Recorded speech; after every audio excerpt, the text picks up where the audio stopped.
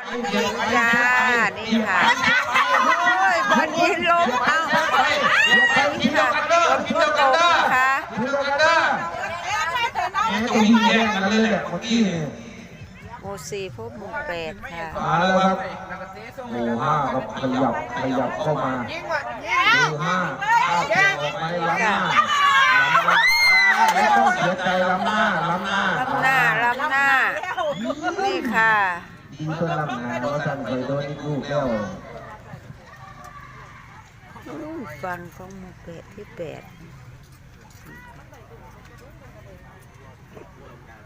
ที่สี่โอ้โหคัดคนที่ใหญ่ที่สุดมาเล่นหมดคัดคนที่ใหญ่ที่สุดมาเล่นทีมเราเสื้อฟ้า